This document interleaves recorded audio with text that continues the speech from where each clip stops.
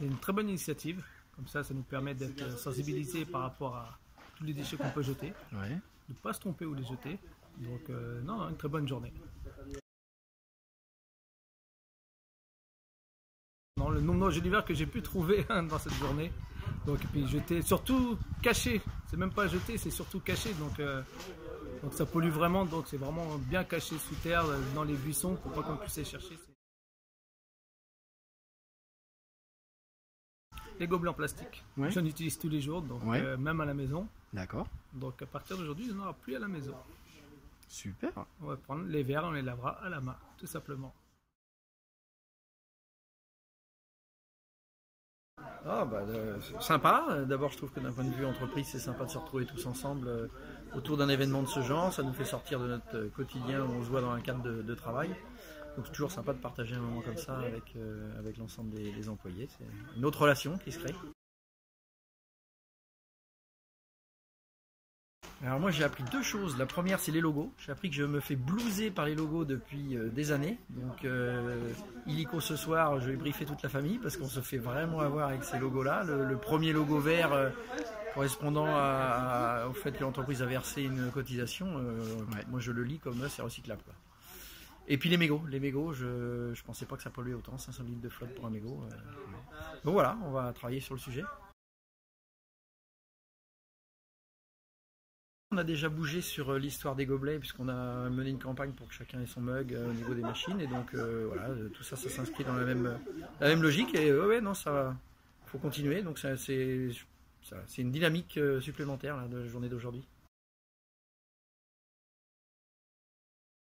L'idée c'était qu'on soit un bon groupe, donc on était 70, donc ça permet de faire tout de suite une action assez conséquente.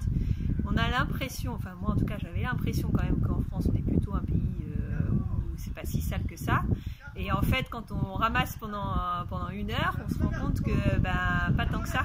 Et que c'était impressionnant tout ce qu'on a pu ramasser en une heure et que voilà, une des appréhensions que j'avais, c'est est-ce que pendant une heure, tout le monde va avoir assez à ramasser et cette appréhension-là, elle s'envole vite quand on est en bord de route et qu'on voit tout ce qu'on peut trouver. Donc une réussite.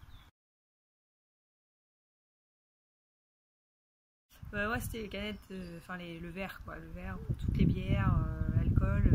C'est quand même impressionnant de se dire, surtout qu'on était sur les parkings avec le bac de verre juste à côté, de se dire on fait pas 5 mètres pour aller le mettre dans le bac qui correspond, parce qu'on les a vraiment trouvés tout près d'un bac de verre. On n'était pas en plein milieu de la plage où on se dit bon, ils n'ont pas fait l'effort d'eux. Là on se dit on était juste à côté, donc c'est quand même surprenant.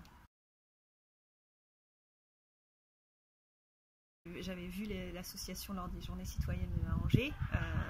Le ramassage était quelque chose que voilà, on avait pensé il y a déjà très longtemps sur une action team building, entreprise, qu'est-ce qu'on peut faire pour donner du sens et en même temps faire quelque chose en groupe qui amène un peu de cohésion.